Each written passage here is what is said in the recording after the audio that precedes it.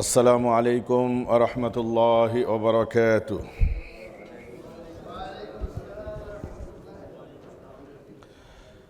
إن الحمد لله نحمده ونستعينه ونستغفره ونؤمن به ونتوكل عليه ونعوذ بالله من شرور أنفسنا ومن سيئات أعمالنا.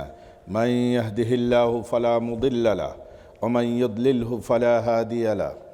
ونشهد أن لا إله إلا الله وحده لا شريك له ونشهد أن محمدًا عبد الله ورسوله. اللهم صل وسلم وبارك على سيدنا محمد وآله وأصحابه ومن تبعهم بإحسان إلى يوم الدين. أما بعد، فيقول الله سبحانه وتعالى: أعوذ بالله من الشيطان الرجيم. بسم الله الرحمن الرحيم. وإذ قال ربك للملائكة إني جاعل في الأرض خليفة قالوا أتجعل فيها من يفسد فيها ويسفك الدماء ونحن نسبح بحمدك ونقدس لك قال إني أعلم ما لا تعلمون. وعلم آدم الأسماء كلها ثم عرضهم على الملائكة فقال أنبئوني بأسماء هؤلاء إن كنتم صادقين. صدق الله العلي العظيم. সম্মানিত দিনদরিদ্র মুসলমান ভাই ও পর্দার আড়ালের বোনেরা, আল্লাহ সুবহানাহু ওয়া তাআলার মস্ত বড় অনুগ্রহ, দয়া, কৃপা এবং আল্লাহ সুবহানাহু ওয়া তাআলার মার্সি আমাদের উপর অবতীর্ণ হয়েছে। এই জন্য আমরা আল্লাহ সুবহানাহু ওয়া তাআলার মহিমান্বিত কিতাব কালামুল্লাহ শরীফের আলোচনার মাহফিলে বসার তৌফিক পেয়েছি, সুযোগ লাভ করেছি। আমরা সবাই শুকরিয়াতান বলি আলহামদুলিল্লাহ। এই সাআদত বজোরে বজুনিস তানা বখশদ খুদায়ে বখশিন্দা। শেখ সাদি রাহিমাহুল্লাহ বলেন, দিনের কথা শুনতে পারা। বাদল ভাই, এখন কাউকে ডাকে নিয়েন না, সবাই খাবে। দিনের কথা শুনতে পারা, দিনের কাজে অংশগ্রহণ করা, এটা সবার নসিবে হয় না। তানা বখশদ খোদায়ে বখশিন্দা। যতক্ষণ পর্যন্ত দয়ালু আল্লাহ সুবহানাহু ওয়া তাআলা বিশেষ অনুগ্রহ করে দয়া বশত তাকে সুযোগ না দেন, দিনের কাজে বসতে পারা তার পক্ষে সম্ভবপর নয়। দিনের কথা শুনতে পারা, আলোচনা করা, এটা তার পক্ষে সম্ভবপর নয়। আল্লাহ সুবহানাহু ওয়া তাআলা আমাদেরকে আপনাদেরকে তৌফিক দিয়েছেন, এই জন্য আমরা বসার সুযোগ লাভ করেছি। নাকি আমরা জোর করে বসছি? আমরা বসছি নাকি আল্লাহ সুযোগ দিয়েছেন? আল্লাহ তৌফিক দিয়েছেন।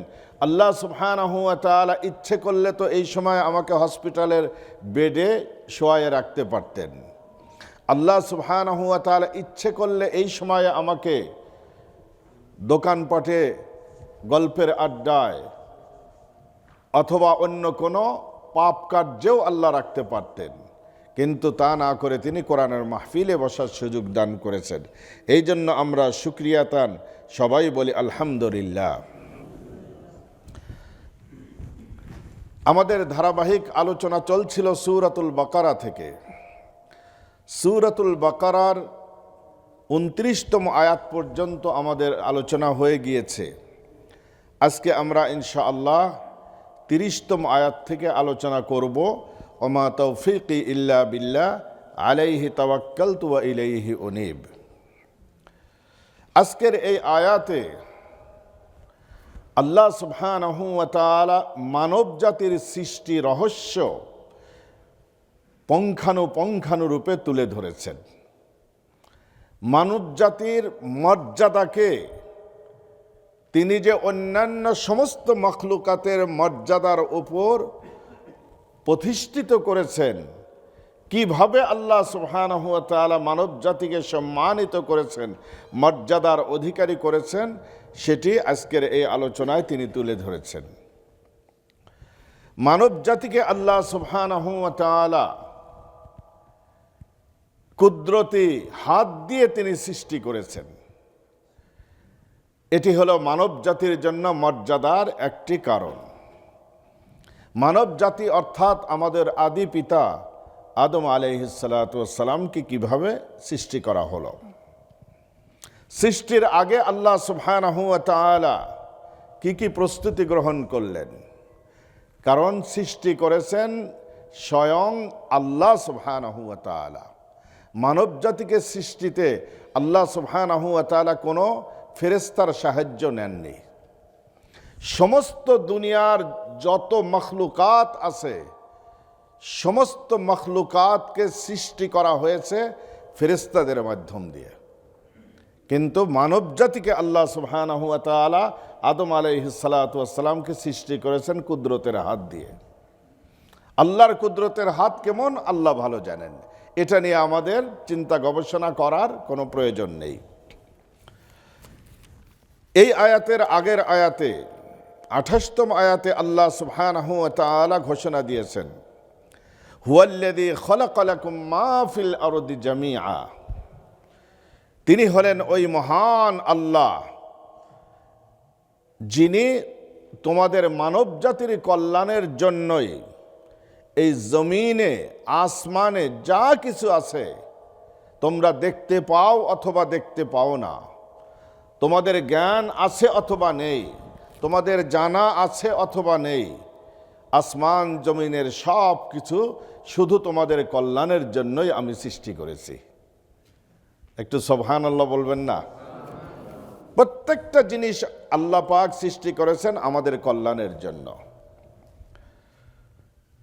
আল্লাহ সুবহানাহু ওয়া তাআলা এর দ্বারা ইঙ্গিত করে দিলেন, বান্দা তোমাকে সৃষ্টি করার আগেই আমি আল্লাহ তোমার যত প্রয়োজন আছে সব কিছু আমি সৃষ্টি করে রেখেছি। জমিনের প্রয়োজন আছে, আমি জমিন আগে সৃষ্টি করে রেখেছি। আকাশের প্রয়োজন আছে, আকাশ সৃষ্টি করেছি। চন্দ্র, সূর্য, গ্রহ, নক্ষত্র, ফসলাদি, ফল ফুল, নদী নালা, খাল বিল, উদ্যান, পুষ্প পল্লব এবং অন্যান্য মখলুকাত যা কিছু তোমার প্রয়োজন আছে আমি আল্লাহ তোমার জন্মের হাজার হাজার বৎসর আগে তা সৃষ্টি করে রেখেছি। এই জমিনে আল্লাহ সুবহানাহু ওয়া তাআলা সৃষ্টি করেছেন মানব জাতির কল্যাণের জন্য। মা ফিল আরদি জামিআ, তোমাদের কল্যাণের জন্য, মানবের কল্যাণের জন্য সৃষ্টি করেছি। তাহলে বোঝা যায় এই জমিনের দ্বারা আসল উপকৃত কারা হবে? মানুষেরা হবে। মানব জাতির আগে উল্লেখযোগ্য আল্লাহ সুবহানাহু ওয়া তাআলা দুটি জাতিকে সৃষ্টি করেছেন। একটা হলো ফেরেশতাগণকে সৃষ্টি করেছেন। ফেরেশতার সৃষ্টি হয়েছে মানব জাতি সৃষ্টির হাজার হাজার বৎসর আগে। আর একটি জাতিকে সৃষ্টি করা হয়েছে, সেটা হলো জিন্নাত। জিন্নাতের সৃষ্টিটাও হয়েছে মানব জাতির বহু পূর্বে।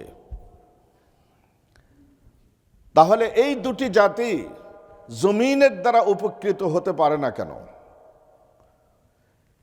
এর কারণ হলো ফেরেশতাদেরকে আল্লাহ সুবহানাহু ওয়া তাআলা সৃষ্টি করেছেন।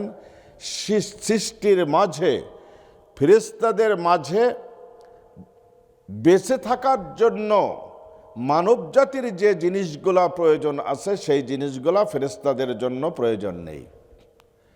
ফেরেশতারা বিয়ে শাদী করেন না, ফেরেশতাদের কোনো প্রজনন ক্ষমতা নেই, সন্তানাদি হয় না, ফেরেশতাদের খাদ্যের প্রয়োজন হয় না, ফেরেশতাদের ঘুমানোর প্রয়োজন হয় না, ফেরেশতাদের থাকার জন্য কোনো বসতবাড়ি, বাড়ি গাড়ি ইত্যাদির প্রয়োজন হয় না, ফেরেশতাদের জন্য কোনো ধরনের বাহনের প্রয়োজন হয় না।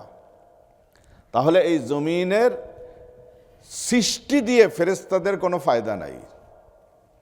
আর একটি জাতি, সেটি হলো জিন্নাত জাতি। এই জমিন থেকে তাদের কিছুটা উপকৃত তারা হয়, কিন্তু এই উপকৃত হওয়াটা মানুষের মতো সর্বময় উপকৃত তারা হতে পারে না। ফেরেশতারা, জিন্নাতরা তাদের এই বসবাসের জন্য মানব জাতির যেমন খাদ্যের প্রয়োজন হয়, জিন্নাতদেরও খাদ্যের প্রয়োজন হয়। কিন্তু মানব জাতির খাদ্যের জন্য আল্লাহ সুবহানাহু ওয়া তাআলা যত কিছু সৃষ্টি করেছেন, জিন্নাতদের খাদ্যের জন্য এত কিছুর প্রয়োজন হয় না। জিন্নাতরা খাদ্য হিসাবে মৌলিকভাবে তারা খেয়ে থাকে হলো মিষ্টান্ন দ্রব্য কিছু খায় তারা, এবং কয়লা তারা খেয়ে বেঁচে থাকে। তাদের মেইন খাদ্য হলো কয়লা। আর পশু পাখি মারা গেলে সেগুলোর যে হাড্ডি আছে, সেই হাড্ডিগুলো জিন্নাতদের মেইন খাবার। তাহলে ভাত, চাউল, গম, আটা, রুটি, বার্লি এগুলোর তাদের কোনো প্রয়োজন হয় না। চিকেনের প্রয়োজন হয় না, গোশতের প্রয়োজন হয় না। আর আল্লাহ সুবহানাহু ওয়া তাআলা জিন্নাতকে সৃষ্টি করেছেন মাটির ম্যাটেরিয়ালস দ্বারা। খলাকাল ইনসানা মিন সালসালিন কাল ফাখার ওয়া খলাকাল জান্না মিন মারিজিম মিন নার। আগুনের লেলিহান শিখার থেকে জিন্নাতদেরকে সৃষ্টি করা হয়েছে, এবং তাদের বডিকে আল্লাহ সুবহানাহু ওয়া তাআলা এতটাই সূক্ষ্ম করে সৃষ্টি করেছেন যে জিন্নাতদের থাকার জন্য কোনো ঘরের প্রয়োজন হয় না, বিছানার প্রয়োজন হয় না, বালিশের প্রয়োজন হয় না। জিন্নাতরা গাছের মধ্যেই তারা ঘুমাতে পারে। যেভাবে বাতাসের জন্য কোনো জায়গার প্রয়োজন হয় না, এমটি জায়গা হলেই হয়, জিন্নাতদের আল্লাহ সুবহানাহু ওয়া তাআলা এভাবেই সৃষ্টি করেছেন। সেই জন্য এই দুনিয়ার যে সমস্ত নিয়ামত আছে, এই নিয়ামতগুলোর থেকে জিন্নাতরা পূর্ণাঙ্গভাবে উপকৃত হতে পারে না। উপকৃত হয় কারা? মানব জাতি। এই জন্য আল্লাহ সুবহানাহু ওয়া তাআলা এই আয়াতে মানব জাতির সৃষ্টি রহস্য তুলে ধরেছেন। পবিত্র কোরআনে আল্লাহ সুবহানাহু ওয়া তাআলা ২৭ জন নবীর আলোচনা করেছেন। কয়জন নবীর আলোচনা করেছেন? ২৭ জন। তার মধ্য হতে ২৫ জন নবীর আলোচনা হয়েছে নাম সহ, আলোচনাও হয়েছে, নামও আসছে। আর ২ জন নবীর নাম নেই, কিন্তু তাদের আলোচনা হয়েছে। একজন হলেন, কেউ বলতে পারেন সেই ২ জন নবীর নাম? খিজির আলাইহিস সালাম নবী না, লোকমান আলাইহিস সালামও নবী না। দুইজন কোন? ইদ্রিস আলাইহিস সালামের কথা কোরআনে নাম সহ আসছে। একজন আসছেন যুলকারনাইন, নবী না। আপনারা যেগুলোর নাম বলছেন একজনও নবী না। একজন হলেন মূসা আলাইহিস সালাতু ওয়াস সালামের ভাতিজা ইউশা ইবনে নুন। ইউশা ইবনে নুনের আলোচনা আসছে। সমুদ্র ভ্রমণকালে মূসা আলাইহিস সালাতু ওয়াস সালাম সফর সঙ্গী হিসাবে যাকে সাথে নিয়েছিলেন, ভাজি মাছের জীবিত হয়ে সমুদ্রে চলে যাওয়ার যে ঘটনা যেই নবীর সাথে ঘটেছিল, সেই নবী ছিলেন ইউশা ইবনে নুন। আরেকজনের আলোচনা পবিত্র কোরআনে আসছে হাজকিল আলাইহিস সালাতু ওয়াস সালাম। হাজকিল আলাইহিস সালাতু ওয়াস সালামের আলোচনাও আসছে পবিত্র কোরআনে, নাম নেই। কিন্তু আল্লাহ সুবহানাহু ওয়া তাআলা সর্বপ্রথম আদম আলাইহিস সালাতু ওয়াস সালামের ঘটনা পবিত্র কোরআনে বর্ণনা করেছেন। দেখুন, সবচেয়ে বেশি আলোচনা হয়েছে মূসা আলাইহিস সালাতু ওয়াস সালামের আলোচনা, কিন্তু পবিত্র কোরআনের শুরু দিক দিয়ে সূরাতুল বাকারাতেই প্রথম যেই ঘটনাটা আলোচিত হয়েছে সেটা হলো আদম আলাইহিস সালাতু ওয়াস সালামের ঘটনা। এর কারণ কি? এর কারণ হলো আল্লাহ সুবহানাহু ওয়া তাআলা আদম আলাইহিস সালাতু ওয়াস সালামকে মানব জাতির যেমন প্রথম মানব বানিয়েছেন, নবীদেরও প্রথম নবী হলো আদম আলাইহিস সালাতু ওয়াস সালাম। আল্লাহর খেলাফতের গুরুদায়িত্ব যিনি প্রথম আদায় করেছেন তিনি হলেন আদম আলাইহিস সালাতু ওয়াস সালাম। এই জন্য তার ঘটনা প্রথম আলোচনা হচ্ছে। আর একটি কথা, আল্লাহ সুবহানাহু ওয়া তাআলার মানব জাতির সৃষ্টি রহস্য তিনি পুঙ্খানুভাবে তুলে কেন ধরলেন? জিন জাতির সৃষ্টি রহস্যটা পবিত্র কোরআনে আলোচিত হয়েছে সংক্ষিপ্ত আকারে, পূর্ণাঙ্গভাবে না। অন্যান্য মখলুকাতের সৃষ্টি রহস্য পূর্ণাঙ্গভাবে আলোচিত হয়নি, কিন্তু মানব জাতির ইতিহাসকে, মানুষ কিভাবে সৃষ্টি করা হলো, একদম পুঙ্খানুরূপে তুলে ধরলেন। এর কারণ কি? এর হলো মৌলিক একটি কারণ, আল্লাহ সুবহানাহু ওয়া তাআলার ইলমের মাঝে এটা ছিল যে আখিরুজ জামানাতে এমন এক দুষ্ট চক্র মানব জাতির মধ্য হতে বের হবে, যারা মানব জাতির সৃষ্টি রহস্যটাকেই ডাইভার্ট করে অন্যদিকে নিয়ে যাবে। তারা বলবে কি, তাদের থিওরি থাকবে যে মানব জাতি মানুষ হিসাবে প্রথমে সৃষ্টি হয় নাই। মানব জাতিকে বানরের আগেও, ডারউইনের মতবাদের আগেও আরো মতবাদ ছিল যে মানব জাতি প্রথম গাছপালা লতা পাতার মতো ছিল, সেগুলোর থেকে আস্তে আস্তে প্রাণীতে পরিণত হয়েছে। এটা হলো ওল্ড মতবাদ মানব জাতির সৃষ্টি রহস্যের। আর মডার্ন হলো ডারউইনের মতবাদ, হলো মানব জাতির সৃষ্টি হয়েছে কিসের থেকে? বানর থেকে। আসলে আপনারা ডারউইনের এই চালাকিটা আমরা ধরতে পারি নাই।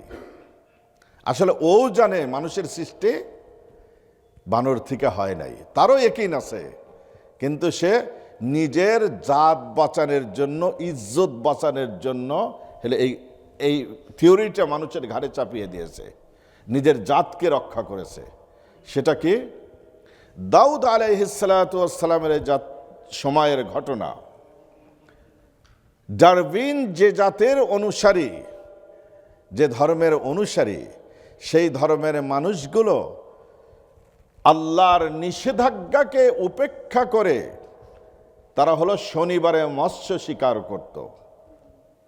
এই জন্য আল্লাহ সুবহানাহু ওয়া তাআলা সেই অপরাধীদেরকে লাঞ্ছিত বানরে পরিণত করেছিলেন। কুনু কিরাদাতান খাসিইন, তোরা লাঞ্ছিত বানর হয়ে যা।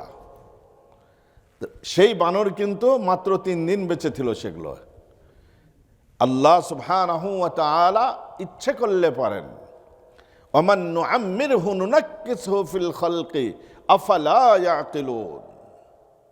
আল্লাহ সুবহানাহু ওয়া তাআলা বলেন, বান্দা, আমি যদি ইচ্ছা করতাম তোর এই চেহারাকে আমি বিকৃতি সাধন করে দিতে পারতাম, দাজ্জালের মতো তোর চোখগুলাকে একদম মিশিয়ে দিতে পারতাম।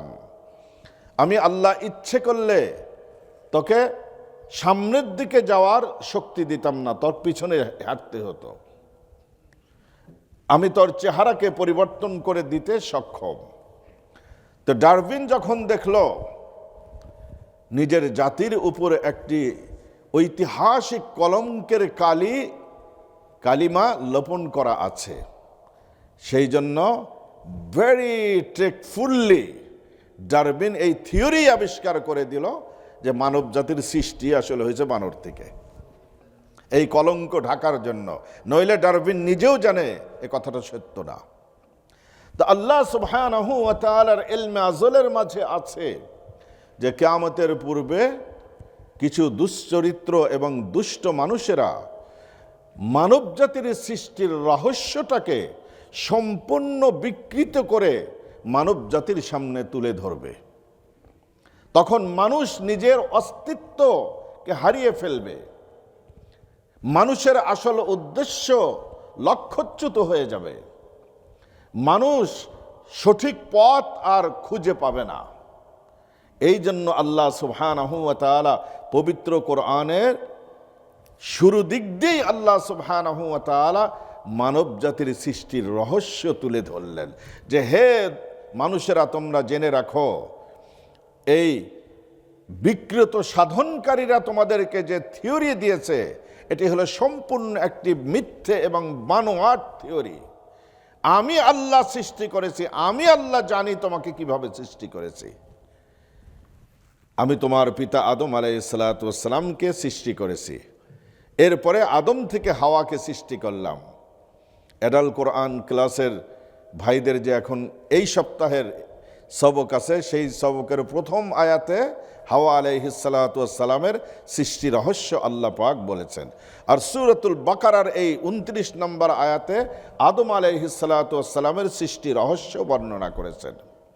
আরও বিভিন্ন সূরাতে, সূরাতুল ইমরানে আলোচনা করেছেন, সূরাতুল হিজরে আলোচনা করেছেন, সূরাতুর রহমানে আল্লাহ সুবহানাহু ওয়া তাআলা মানব জাতির সৃষ্টির কিয়দাংশ তুলে ধরেছেন। তো আল্লাহ সুবহানাহু ওয়া তাআলা তিনি সিদ্ধান্ত নিলেন মানব জাতিকে সৃষ্টি করার। এখন আগেই বলেছি আপনাদেরকে, মানব জাতিকে সৃষ্টি করার আগেই এই দুনিয়া প্রস্তুত। সুবহানাল্লাহ।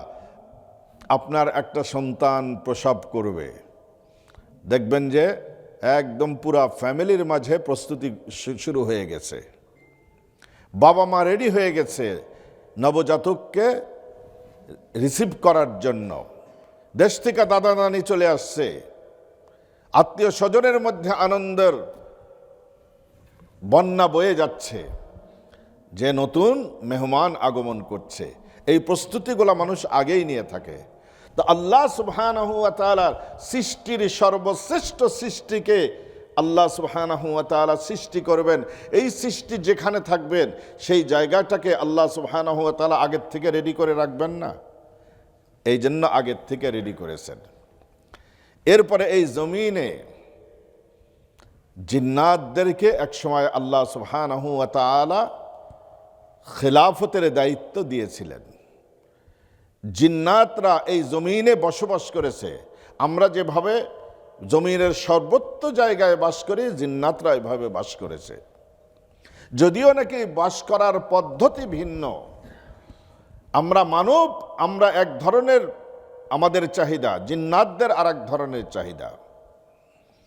তো আল্লাহ সুবহানাহু ওয়া তাআলার এই সৃষ্টি এই জমিনে এসে ফিতনা, ফাসাদ, রক্তপাত এবং আত্মীয়তার বন্ধন ছিন্ন সহ যত পাপাচার আছে সমস্ত পাপাচারে তারা লিপ্ত হয়েছিল। আল্লাহ সুবহানাহু ওয়া তাআলা তখন ফেরেশতাদের মাধ্যম দিয়ে তাদেরকে পিটিয়ে তাড়িয়ে এই জমিন থেকে তাদেরকে পাহাড়ি অঞ্চলে এবং সামুদ্রিক এরিয়াতে তাদেরকে পাঠিয়ে দিয়েছেন।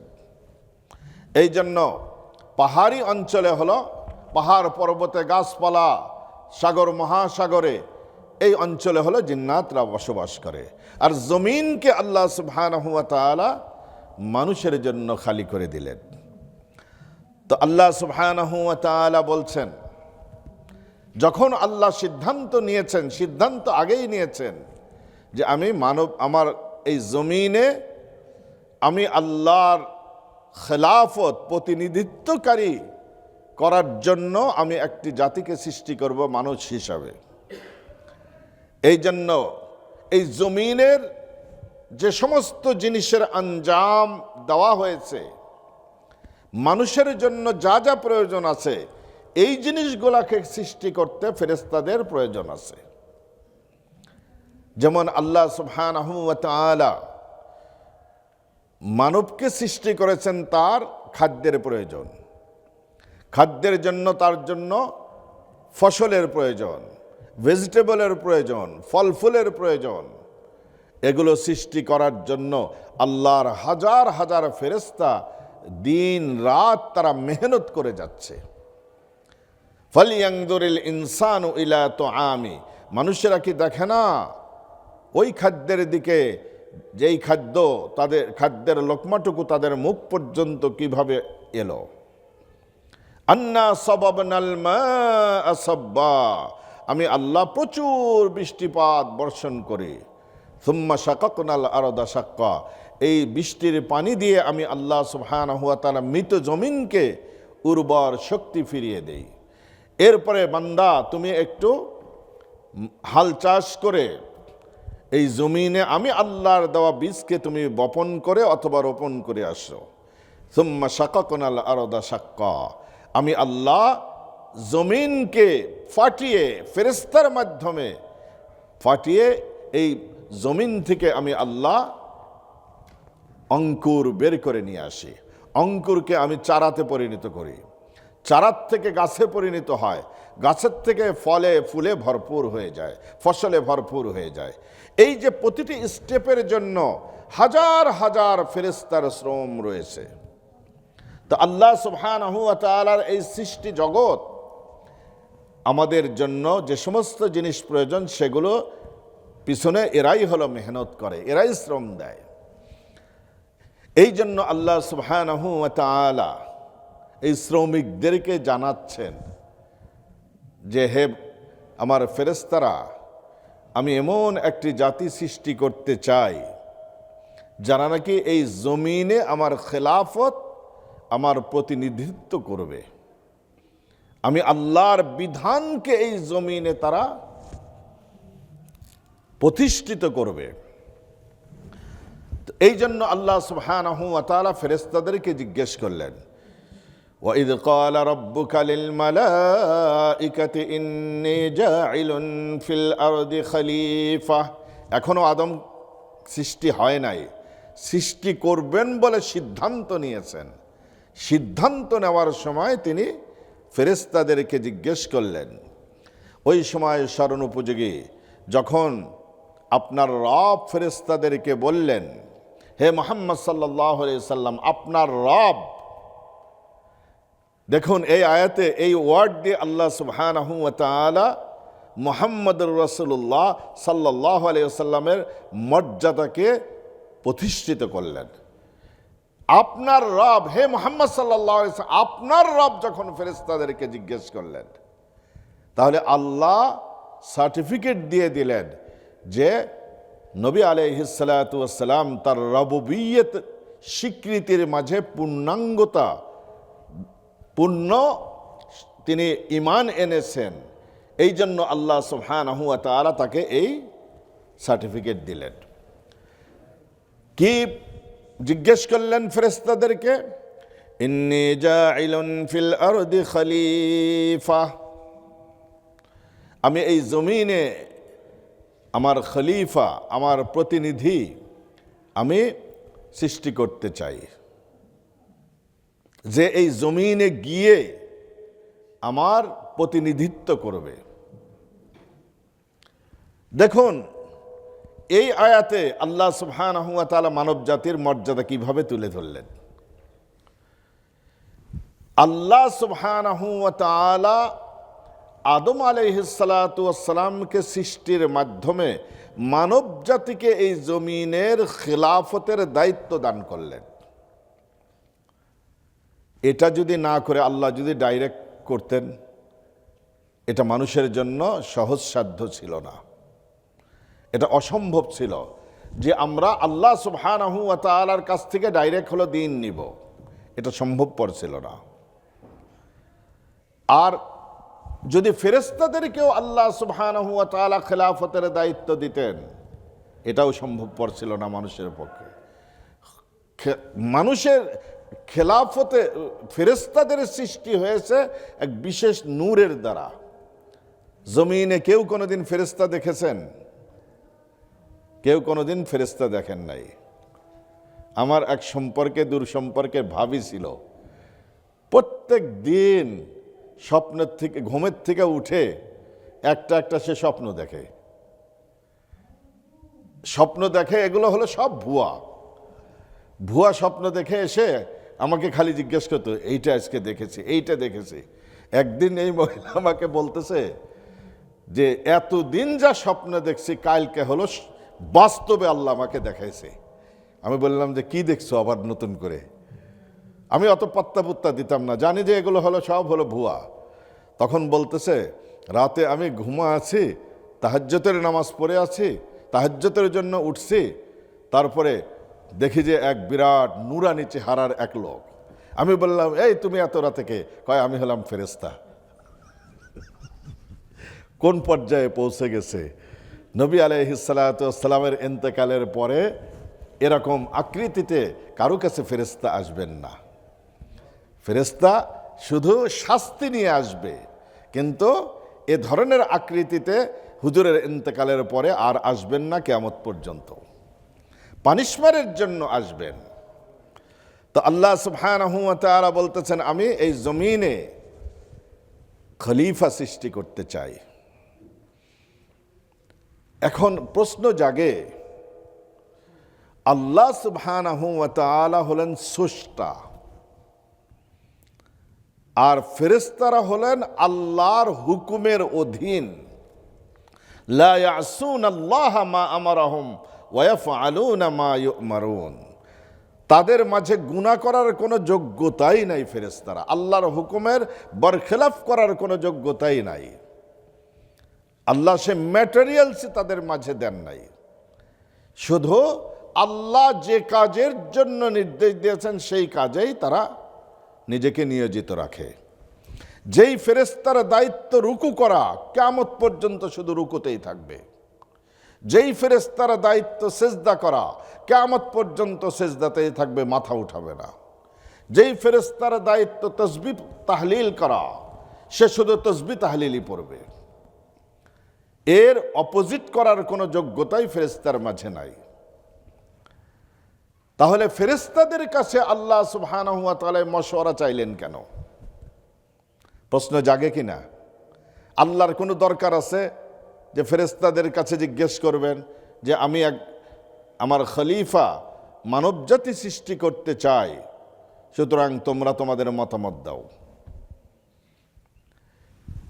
এটা কেন আল্লাহ সুবহানাহু ওয়া তাআলা এই মশওয়ারা কেন চাইলেন? এটা হলো প্রশ্ন। যে দেখেন,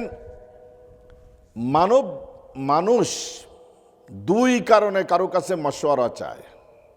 কয় কারণে? দুই কারণে। এক নম্বরের কারণ হলো, যেই বিষয়ে তিনি মশওয়ারা চাচ্ছেন সেই বিষয়ের পূর্ণ জ্ঞান এবং অভিজ্ঞতায় যদি কমতি থাকে। আপনি একটা ফ্যাক্টরি করবেন, এই ফ্যাক্টরি সম্পর্কে আপনার পূর্ণ জ্ঞান নাই। একটা বিজনেস চালু করবেন, পূর্ণ জ্ঞান নাই, অভিজ্ঞতাও নাই। তখন কি করবেন আপনি? যারা নাকি এই বিজনেস করে অভ্যাস আছে তাদের কাছে গিয়ে, যারা দীর্ঘদিন হলে এই বিজনেস করছে তাদের কাছে গিয়ে আপনি পরামর্শ নেবেন। এটাই তো মানব জাতির হলো নিয়ম। জ্ঞানের যদি সংকীর্ণতা থাকে এবং অভিজ্ঞতার যদি অভাব হয়, তখন সেই বিষয়ের পারদর্শী ব্যক্তিদের কাছে মশওয়ারার জন্য যাওয়া হয়। দেখেন, যে কোনো একটা কেস করবেন আপনি কোর্টে, সেটা ইমিগ্রেশন কোর্ট হোক, কেস হোক, অথবা অন্য কোনো ফ্যামিলি কোর্ট হোক বা অন্য কোনো ম্যাটার হোক, আপনি কার কাছে যাবেন? মৌলবীর কাছে আসবেন? মৌলবীর কাছে আসবেন, লয়ারের কাছে। কেন? আমার এই বিষয়ে জ্ঞানের অভাব আছে, আমি ল জানি না, এই জন্য তার কাছে যাচ্ছি। একটা বাড়ি করবেন আপনি, ডিজাইন করা লাগবে, কার কাছে যাবেন? লয়ারের কাছে যাবেন নাকি আর্কিটেক্ট ইঞ্জিনিয়ারের কাছে যাওয়া লাগবে? কারণ হলো সে এই বিষয়ের জ্ঞান, আমার জ্ঞান নাই, এই জন্য আমাকে যাওয়া লাগবে। তো আল্লাহ সুবহানাহু ওয়া তাআলার কি জ্ঞানের আল-ইয়াযু বিল্লাহ এই ধরনের অপূর্ণতা আছে? আল্লাহ সুবহানাহু ওয়া তাআলার কি অভিজ্ঞতার অপূর্ণতা আছে? তাহলে আল্লাহ সুবহানাহু ওয়া তাআলা মশওয়ারা কেন চাইলেন? এটি হলো এক কারণ মশওয়ারার। দ্বিতীয় কারণ হলো, এই মশওয়ারা এবং পরামর্শ গ্রহণের প্রয়োজনীয়তা সেখানেও হতে পারে যেখানে অন্যান্য ব্যক্তিবর্গ সম অধিকার সম্পন্ন হয়ে থাকে, তখন মশওয়ারা করতে হয়। যেমন সংসদীয় গণতন্ত্র। সংসদীয় গণতন্ত্রে যেই দেশের পার্লামেন্টে যতগুলো এমপি হবে সবগুলোর সম অধিকার কিনা? অধিকার সবার সমান না? সম অধিকার যখন হবে, তাহলে সিদ্ধান্ত নিতে হলে একা সিদ্ধান্ত নেওয়া যাবে না, সবার সাথে ডিসকাস করা লাগবে, মশওয়ারা করা লাগবে। এটা হলো মশওয়ারা নেওয়ার দ্বিতীয় কারণ। তো আল্লাহ সুবহানাহু ওয়া তাআলা এই জমিনের একচ্ছত্র মালিকের অধিকারী, সেই আল্লাহ সুবহানাহু ওয়া তাআলার জন্য কি এমন কোন পরিষদ আছে যার অধিকার আল্লাহর অধিকারের সমান? তাহলে আল্লাহ সুবহানাহু ওয়া তাআলার কেন মাশওয়ারা নেওয়া লাগলো? এটি হলো প্রশ্ন। আল্লাহ কেন মাশওয়ারা করলেন? আসলে আল্লাহ সুবহানাহু ওয়া তাআলা এটা মাশওয়ারা করেন নাই। মুফাসসিরিনে কিরাম কয়েকটি জবাব দিয়েছেন এইটার। আল্লাহ সুবহানাহু ওয়া তাআলা ফেরেশতাদেরকে পরীক্ষা করার জন্য আল্লাহ সুবহানাহু ওয়া তাআলা মাশওয়ারা চাওয়ার আকৃতিতে তাদেরকে প্রশ্ন করেছেন যে দেখি ফেরেশতারা কি বলে। আল্লাহ সুবহানাহু ওয়া তাআলা তাদেরকে পরীক্ষা নেওয়ার জন্য, এটি হলো একটি কারণ। দ্বিতীয় কারণ হলো আল্লাহ সুবহানাহু ওয়া তাআলা ফেরেশতাদেরকে জিজ্ঞেস করেছেন, এর মাধ্যমে আল্লাহ সুবহানাহু ওয়া তাআলা বান্দাদেরকে মশওয়ারার সবক দিচ্ছেন, যে মশওয়ারা করে পরামর্শ করে তোমরা কাজ করো, এই সবক আল্লাহ সুবহানাহু ওয়া তাআলা বান্দাদেরকে দিচ্ছেন। বলুন তো, নবী আলাইহিস সালাতু ওয়াস সালাম তিনি ওহীর অধিকারী নবী ছিলেন না? যে কোনো সময় যে কোনো সমস্যা আসছে, আসমান থেকে জিবরিল আলাইহিস সালাতু ওয়াস সালাম সঠিক সমাধান নিয়ে নবী আলাইহিস সালাতু ওয়াস সালামের কাছে উপস্থিত হয়েছেন। সাহেবে ওয়াহিওয়ালা নবীর কোনোদিন আর মশওয়ারার প্রয়োজন ছিল? মশওয়ারার প্রয়োজন নাই। কিন্তু উম্মতকে শিখানোর জন্য আল্লাহ সুবহানাহু ওয়া তাআলা নবী আলাইহিস সালাতু ওয়াস সালামকে বলছেন, ওয়াশাবিরহুম ফিল আমর ফাইদা আযামতা ফাতাওয়াক্কাল আলাল্লাহ। হে নবী, আপনি সাহাবাদের সঙ্গে মশওয়ারা করুন, পরামর্শ করুন। মশওয়ারার শেষে, পরামর্শের শেষে যদি একটি রায় চূড়ান্ত হয়ে যায়, ফাতাওয়াক্কাল আলাল্লাহ, আল্লাহর উপর পূর্ণ ভরসা করে সেই রায় মেনে নিন। সেই জন্য উহুদের যুদ্ধে নবী আলাইহিস সালাতু ওয়াস সালামের 100% ইচ্ছে ছিল উহুদের যুদ্ধ আমরা করব, উহুদের ময়দানে গিয়ে যুদ্ধ করব না, বরং হলো আমরা মদিনা শহরে থেকে যুদ্ধ করব। তাহলে আমাদের মেয়েরা পর্যন্ত ঘরের জানালা দিয়ে তারা তীর মারতে পারবে, ছাদের উপর উঠে তারা পাথর নিক্ষেপ করতে পারবে, আমাদের পালানের মতো জায়গা থাকবে, আড়াল করার মতো জায়গা থাকবে।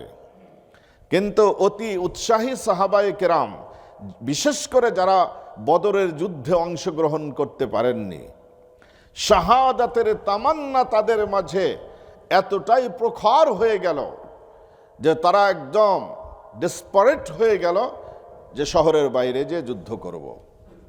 নবী আলাইহিস সালাতু ওয়াস সালামের ইচ্ছার বিরুদ্ধে তাদের মতকে সম্মান করার জন্য তিনি মেনে নিলেন। এরপরে যুদ্ধের ময়দানে যাওয়ার পথেই আব্দুল্লাহ ইবনে উবাই ইবনে সুলুল উহুদ মদিনা শহর থেকে কত দূরে? অনেক দূরে, মাত্র 3.5 কিলোমিটার। আর তৎকালীন যুগে মদিনা শহরের এরিয়া ছিল মসজিদে নববীর বাহিরে যে গ্রিল দেওয়া, ঘেরাও করা যে বাউন্ডারি আছে, এই বাউন্ডারি ছিল হলো মদিনা শহরের বাউন্ডারি। শহর এতটুকুই ছিল।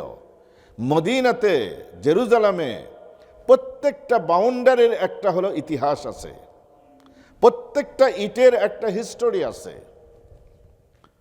এই জন্য এই বাউন্ডারির অর্থ হলো মদিনা শহর এতটুকুই ছিল। আরে যারা 80-র দশকে যারা উমরা হজ বা হজ করেছেন তারা দেখেছেন এখন যে এই উত্তর পার্শ্বের যে মদিনাতুত তাইয়্যিবার উত্তর পার্শ্বে যে হোটেলগুলো আছে, এগুলো সব হলো ফিলে মার্কেট ছিল।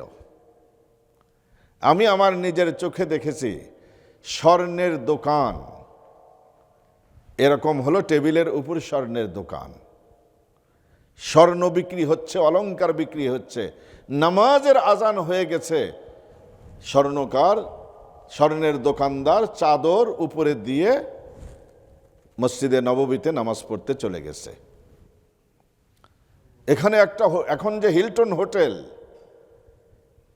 হিলটন হোটেলের এই জায়গাতে একটা মুসাফির খানা ছিল। এই মুসাফির খানার নাম ছিল হলো চাঁদ মিয়ার মুসাফির খানা। এই চাঁদ মিয়া হলো চট্টগ্রামের এক ধনাঢ্য ব্যবসায়ী ছিলেন। তিনি এখানে হোটেল কিনে বিশেষ করে বাংলাদেশ থেকে আগত হাজিদেরকে এবং ওমরা করতে যারা আসতো তাদেরকে নামকে ওয়াস্তে হলো তাদের এই হোটেলে থাকার ব্যবস্থা করে দিত। আমরা চাঁদ মিয়ার হোটেলেই উঠতাম সবসময় স্টুডেন্ট লাইফে। পার নাইটে ভাড়া ছিল হলো এক রুমের 5 রিয়াল করে। তাও আসার সময় চাঁদ মিয়াকে এমন পটাইছিলাম, 5 রিয়াল তো নিবে দূরের কথা, আরো উল্টা আমাদেরকে দিয়ে দিত। সুবহানাল্লাহ। এই জায়গাতেই চাঁদ মিয়ার হোটেল ছিল। তো দেখেন, মদিনাতে তাইয়্যিবাত থেকে উহুদে যাইতে বেশি দূরত্ব নেই। এইটুকুর মাঝে আব্দুল্লাহ ইবনে উবাই ইবনে সুলুল 700 মুনাফিককে নিয়ে পিস্টন দিয়েছিল, যার পরিপ্রেক্ষিতে যুদ্ধের ময়দানে আল্লাহ সুবহানাহু ওয়া তাআলা বাহ্যিক দৃষ্টিতে মুসলমানদেরকে পরাজয়ের স্বাদ এবং গ্লানি আল্লাহ পাক চাখালেন। এটা আসলে বাহ্যিক দৃষ্টিতে পরাজয়, কিন্তু অন্তর্নিহিতভাবে এটা হলো পরাজয় নয়। আজকে দেখেন, মামুনুল হক, সে কিন্তু আমার ক্লাসমেট। তো মামুনুল হকের একটা বক্তৃতা আমি শুনতেছিলাম, আমার খুব পছন্দ হয়েছে। সে বলতেছিল যে দেখেন, আমাদের শাহ জালাল, শাহ পরাণ, শাহ মখদুম, এই পূর্ণ ব্যক্তিদের সেই মাতৃভূমিতে যেখানে হাজার হাজার হাফেজে কোরআন, হাজার হাজার আলেমে দ্বীন, হাজার হাজার পর্দানসীন মহিলা। সুবহানাল্লাহ। আমরা যে নোয়াখালীতে গ্রাম অঞ্চলে গেছি না, বিশ্বাস করবেন, আমি কোথাও বাজারে ঘাটে একজন মহিলাও বোরকা ছাড়া আমার হয়তো চোখে পড়ে নাই। তা আমি হাসতে হাসতে সবাইকে বলতেছিলাম যে মাশাআল্লাহ, নোয়াখালীতে এসে তো বোরকার এই চিত্র দেখলাম। এই নোয়াখালীলা আপারাই যখন নাকি ওয়েস্টার্ন কান্ট্রিতে যায়, তখন এই আপাদের বোরকাটা যায় কোথায়? সুবহানাল্লাহ। তখন তো এগুলো হলো ওই যে বুবলির দলে যায় হলো যোগ দেয় এরা। বুবলি আছে না একটা, হ্যাঁ, চেনেন নাকি? চেনেন না? আপনি আগে চেনেন। সুবহানাল্লাহ। ওরা যেরকম বোরকা খুলে ফেলায়, এরা হলো বুবলির মুরিদ হয়েছে সব। এই মহিলাও তো নোয়াখালীরই। সুবহানাল্লাহ। আমার এত ভালো লেগেছিল নোয়াখালীর গ্রাম অঞ্চলের এই দৃশ্যটা, যে আল্লাহ সুবহানাহু ওয়া তাআলা এদেরকে যেন মৃত্যু অবধি পর্যন্ত, কাফনের কাপড় পর্যন্ত যেন আল্লাহ ঢেকে থাকার তৌফিক দান করেন। তো আল্লাহ সুবহানাহু ওয়া তাআলা এই বাহ্যিক দৃষ্টিতে মুসলমানদের পরাজয় সেখানে দিয়েছিলেন, কিন্তু অন্তর্নিহিতভাবে এটা হলো পরাজয় হয়নি। তো মামুনুল হক সাহেব বলতেছিলেন, এই শাহ জালালের পুণ্য ভূমিতে শাহ পরাণ, শাহ মখদুম, শাহ সুলতান, খানজাহান আলীর পুণ্য ভূমিতে যে হাজার হাজার মূর্তি সৃষ্টি করা হয়েছে, মরে মরে মূর্তি। শুধু 1 বৎসরেই যে দেশের হাজার হাজার দরিদ্র মানুষের ঘরের চাল নাই, ঘরের বেড়া নাই, পরনের কাপড় নাই, সেই দেশে 1 বছরেই বাজেট ছিল 400 কোটি টাকা মূর্তির পিছনে বাজেট ছিল। এই মূর্তি ভাঙ্গার জন্য আমরা মাত্র 3000 আলেম আমরা জেলে গিয়েছিলাম, আর 25 জন আলেম হেফাজতের রাত্রিতে, ওনার হিসাব অনুযায়ী অথবা এর বেশি 55 জন আলেম সেদিন শহীদ হয়েছিলেন হেফাজতের রাত্রিতে। আরও কিছু ওলামায়ে কেরাম দিনদার মানুষ শহীদ হয়েছেন। এই সামান্য একটা ত্যাগের বিনিময়ে আল্লাহ সুবহানাহু ওয়া তাআলা কুদরত থেকে এমন ফয়সালা করে দিয়েছেন, একদিনের ভিতর মুসলমান শাহজালালের পূর্ণ ভূমিকে আল্লাহ পাক মূর্তি মুক্ত করে আল্লাহ সুবহানাহু ওয়া তাআলা ছেড়েছেন। ওনারা ভাঙতে চাইছিলেন একটা না দুইটা মূর্তি, আল্লাহ কয় একটা দুইটা ভাঙবি কি জন্য? এই শাহজালালের পূর্ণ ভূমিতে কেন মূর্তি থাকবে? আমি সবগুলা ভেঙে দিব। আবার ভাঙছে কারা? মৌলবীদের দিয়ে ভাঙ্গায় নাই আল্লাহ। মৌলবীদের দিয়ে ভাঙ্গালে তো দুনিয়ায় একটা বদনাম উঠত যে বাংলাদেশে হলো মৌলবাদীরা চূড়ান্তভাবে হলো মাথাচাড়া দিয়ে উঠছে। পশ্চিমা মিডিয়াগুলো আদা জল খেয়ে এটা প্রচার করতে থাকতো।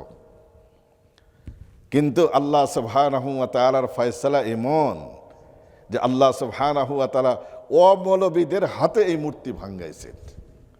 এটা আল্লাহ সুবহানাহু ওয়া তাআলার কুদরত। কিন্তু ভাইরা, শুধু আমার আপনার দোয়া দিয়ে হয় নাই, ওই 3000 আলেমের জেলে যাওয়ার স্যাক্রিফাইস আর যারা শাহাদতের অমীয় সুধা পান করেছেন তাদের রক্তের বিনিময়ে আল্লাহ সুবহানাহু ওয়া তাআলা দেশকে মূর্তি মুক্ত করেছেন। আল্লাহ কথা সত্য। আমি গভীরভাবে শোনার পরে চিন্তা করেছি যে আমার আপনার দ্বারা হয় নাই, কিন্তু তাদের কোরবানির দ্বারা এক একজন জেলে কি ধরনের নির্যাতনের শিকার হয়েছে। ছোট্ট একটা হুজুর আছে না, রফিকুল ইসলাম মাদানী, সুবহানাল্লাহ। এটা তো একটা হলো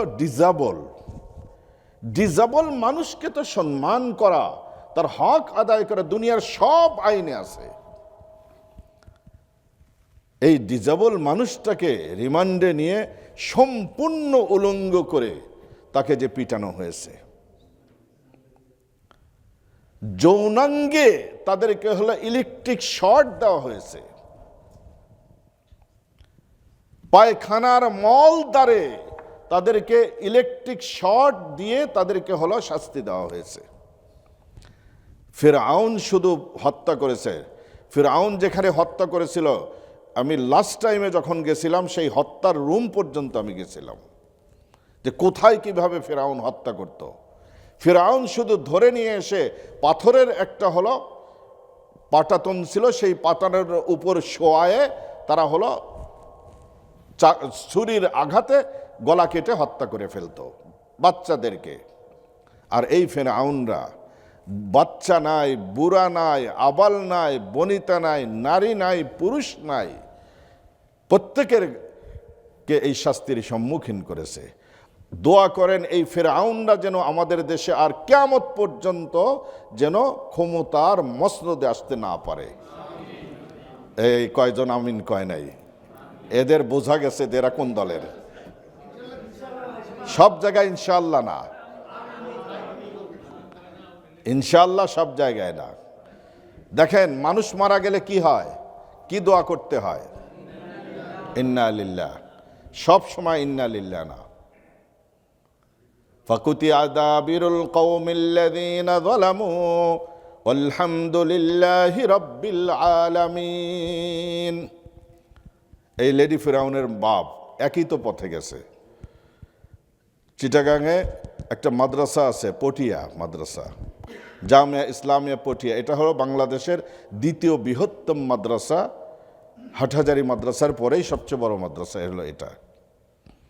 সেই মাদ্রাসাকে এই লেডি ফিরআউনের বাবা সিদ্ধান্ত নিয়ে নিয়েছে আগামীকাল মাদ্রাসা দখল করে মাদ্রাসাতে হলো পটিয়ার হলো চিটাগাংয়ের কোর্ট বানানো হবে। ওলামায়ে কেরাম হলো নিঃস্ব, কি করবে?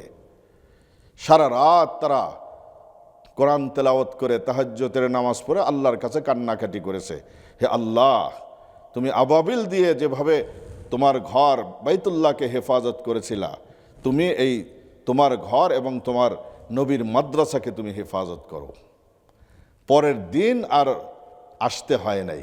পরের দিন বরং হলো কি, আল্লাহ পাক ওই আর্মি অফিসারদের আবাবিল দিয়েই আল্লাহ খালাস করে দিয়েছেন।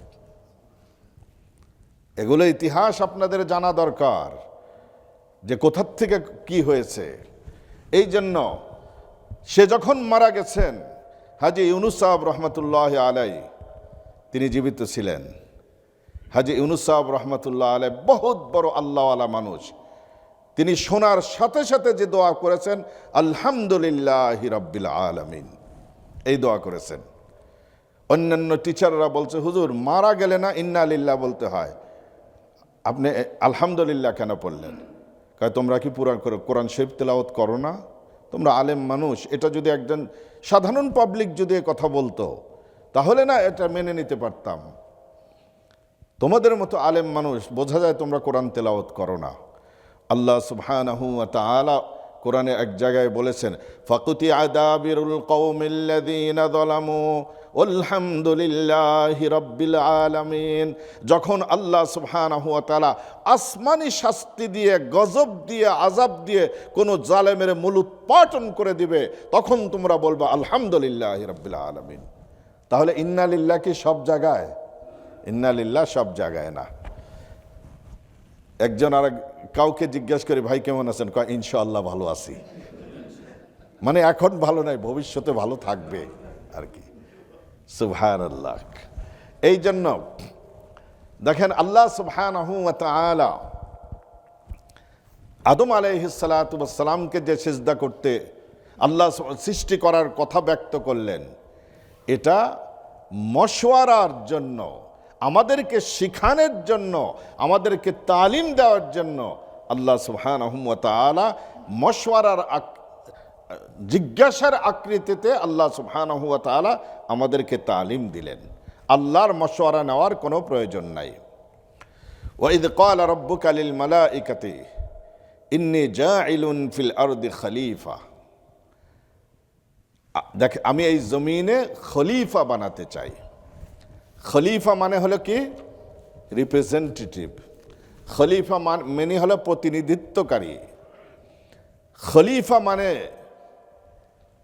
স্থলাভিষিক্ত হওয়া, একে বলা হয় হলো খলিফা। তাহলে এই খেলাফতের যোগ্য আল্লাহ সুবহানাহু ওয়া তাআলা মানুষকে কেন বানাইলেন? মানুষের মাঝে আল্লাহ সুবহানাহু ওয়া তাআলা শুধুমাত্র রূহ, আত্মা এবং ভালো কাজ করার যোগ্যতাই দেন নাই, খারাপ কাজ করার যোগ্যতাও আছে মানুষের মধ্যে। মানুষের মধ্যে পাপাচারের যাবতীয় ম্যাটেরিয়ালস মানুষের মধ্যে আছে। জেলেসি, হিংসা, বিদ্বেষ, পরনিন্দা, তাকাব্বুরি, অহংকার, এগুলো খারাপ দোষ না? এগুলো মানুষের মধ্যে নাই? মানুষের মধ্যে এগুলো আছে, কিন্তু ফেরেশতাদের মধ্যে তো এগুলো নাই। তাহলে খলিফা বানালে, মানুষের চাইতো ফেরেশতাদেরকে বানালে তো এর চেয়ে ভালো ছিল।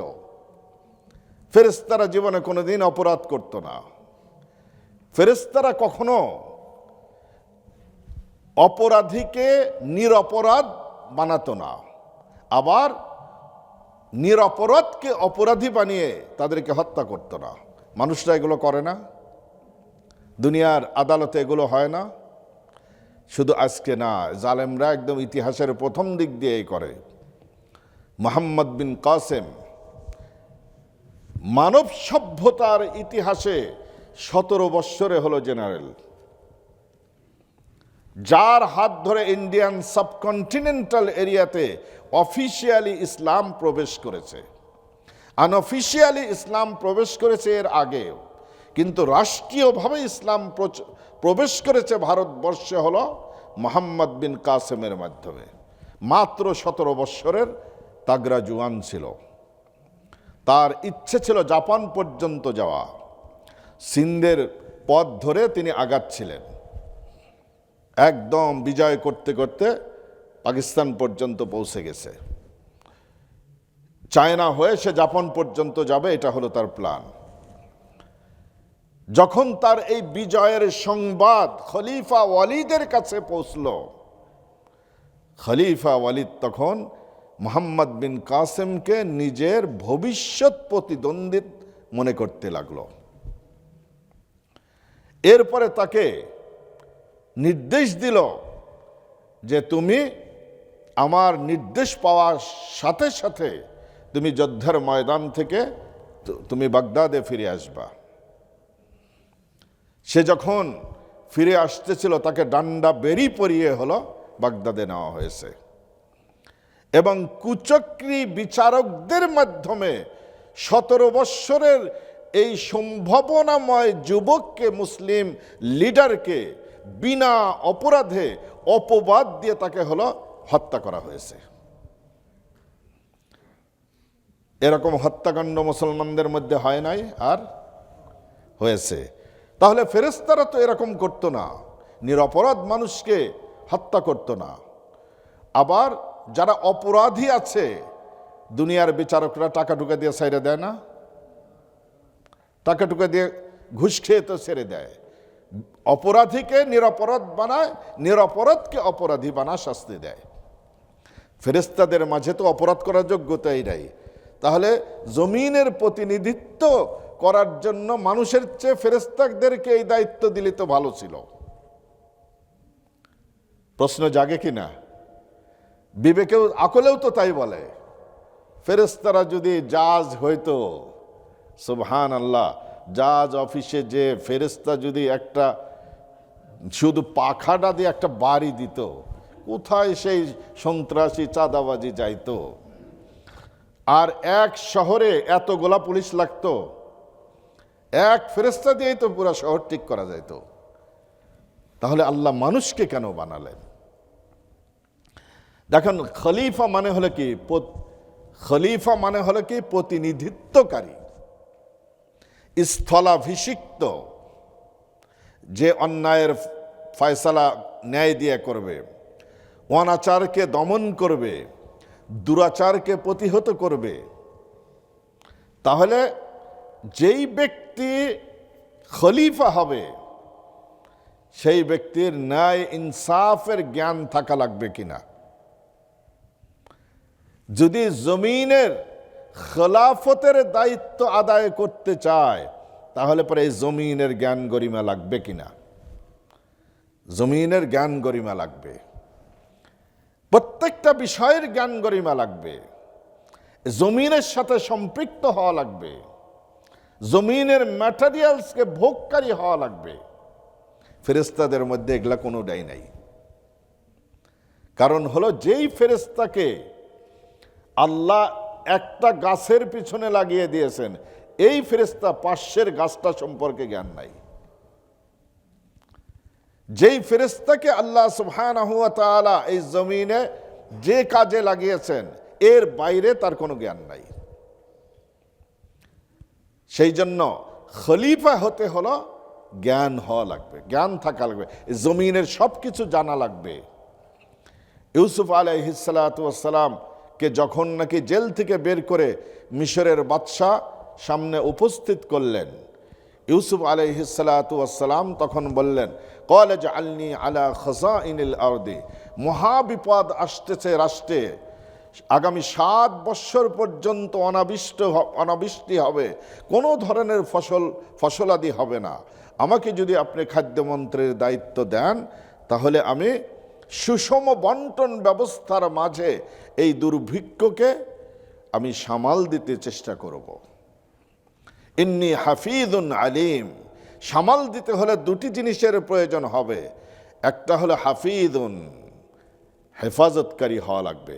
কোন জায়গায় কতটুকু দিতে হবে, কাকে কতটুকু দিতে হবে, বন্টন ব্যবস্থা সম্পর্কে সম্যক ধারণা থাকা লাগবে। হাফিজুন আর হলো কি হেফাজতকারী, আমানতদারি তার থাকা লাগবে। যদি নাকি খাদ্যমন্ত্রী যদি নাকি এসালমের মতো হয়, সুবহানাল্লাহ, হায় রে হায়, 1000 কোটি টাকা নাকি, মানে 100 কোটি টটি আর নাই, 1000 কোটি হিসাবে চলে গেছে। সুবহানাল্লাহ, এরকম হেফাজতকারী হলে হবে। আর আলিম এবং সুষম বন্টন ব্যবস্থা কিভাবে বন্টন করলে এই দুর্ভিক্ষের মাঝে প্রত্যেকের কাছে খাবার পৌঁছে যাবে, এটাও আমার জ্ঞান আছে। সুতরাং আমাকে এই দায়িত্ব দেওয়া হোক। ইউসুফ আলাইহিসসালামকে পরে খাদ্যমন্ত্রী দায়িত্ব বাদশাহ দিয়েছিলেন। তাহলে দেখেন, জমিনের খেলাফতের জন্য আমার মনে হয় ডক্টর ইউনূস সাহেব উপযুক্ত উপদেষ্টাদেরকে নিতে পারেন নাই। যেগুলোকে তিনি নিয়েছেন ভেরি উইক আর আননোন পারসন, তাদের সঠিক ওই মন্ত্রণালয়ের কোনো জ্ঞানই নাই তাদের। এইরকম জিনিস, এইরকম মানুষ দিয়ে কখনো হলো রাষ্ট্র চলে না। এই জন্য তার প্রশাসন হলো ভেরি উইক। এই জমিনের খেলাফতের দায়িত্ব আদায় করতে হলে অর্থনীতি সম্পর্কে জ্ঞান লাগবে, পলিটিক্যাল সায়েন্সের জ্ঞান রাখা লাগবে, পররাষ্ট্র নীতির জ্ঞান থাকা লাগবে, তারপর রাষ্ট্রনীতির জ্ঞান থাকা লাগবে, স্বরাষ্ট্রনীতির জ্ঞান থাকা লাগবে, বন্টন ব্যবস্থা থাকা লাগবে, ডিজেবলদের এবং যারা নাকি বিকলাঙ্গ তাদেরকে কিভাবে হেল্প করা যাবে এগুলোর জ্ঞান রাখা লাগবে। ফেরেশতাদের মধ্যে এগুলো একটাও নাই। তাহলে যার জ্ঞান নাই তাকে আপনি যদি মন্ত্রণালয়ে বসা দেন তাহলে সেই মন্ত্রণালয় চলবে না। তো ফেরেশতাদেরকে যদি, যেহেতু তাদের জ্ঞান নাই, এই জন্য আল্লাহ সুবহানাহু ওয়া তাআলা ফেরেশতাদের সামনে সব জিনিসের নাম জিজ্ঞেস করেছিলেন যে বলো তো এই গাছের নাম কি, এই গাছের ফলের নাম কি, এইটার নাম কি, ওইটার নাম কি। ফেরেশতারা কি বলেছিলেন? ক্বালা ইন্নী, ফেরেশতা বলে ওয়া আ'লামু মা তুবদুনা ওয়া মা কুনতুম তাকতুমুন। ফেরেশতারা সবাই বলেছিলেন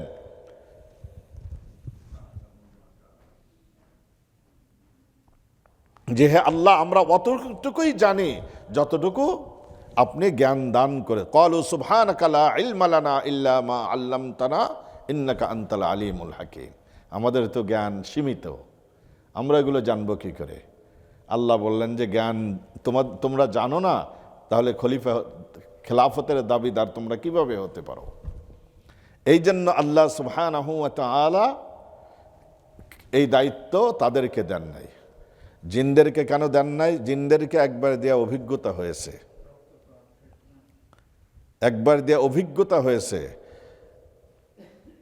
দেখেন, এই আওয়ামী লীগ সরকারকে একবার ভোট দিছিল না, একদম পট্টি টট্টি লাগা, মাশাআল্লাহ তসবিহ তাহলিল করে একদম কান্দা কাইটা ভোট নিয়েছিল। নেওয়ার পরেই ক্ষমতা পেয়েই হলো আসল চরিত্র বের করেছিল। সেখানেও তো শাইখুল হাদিসের মতো মানুষকে জেলখানায় নিয়ে, শাইখুল হাদিস সাহেবের মুখে আমি নিজে শুনেছি, আসরের নামাজের সময় তিনি অজুর পানি চেয়েছিলেন, এক হিন্দু পুলিশ পেশাব করে বদনার মধ্যে করে বলছিল যে এই পবিত্র পানি দিয়ে তুমি অজু করে আসরের নামাজ আদায় করো। বাংলাদেশের মানুষরা অতি তাড়াতাড়ি হলো এগুলো ভুলে যায়। শাপলা চত্বরের সে রাতে যখন নাকি আলেম ওলামাদেরকে কচু কাটা করা হলো, সে রাতেই বাংলাদেশের মুসলমানদের বোঝা উচিত ছিল যে পরবর্তীতে এরা কাউকে ছাড়বে না, কিন্তু সেদিন কেউ আগা আসে নাই, যার ফলে দেশের এই ড্যামেজটা হয়েছে, যেই ড্যামেজ আগামী 40 বছরেও রিকভার করা কঠিন আছে, যে ড্যামেজ হয়েছে। সুবহানাল্লাহ, আল্লাহ যদি হেল্প না করতেন তাহলে এখান থেকে এই জাতি বের হতে পারত না। কিন্তু এখনো এই জাতির হুঁশ হয় নাই, এখনো পর্যন্ত এরা বোঝে না। আর কিছু মানুষ আছে তাদের অন্তরে আল্লাহ যেন মোহর মেরে দিয়েছে।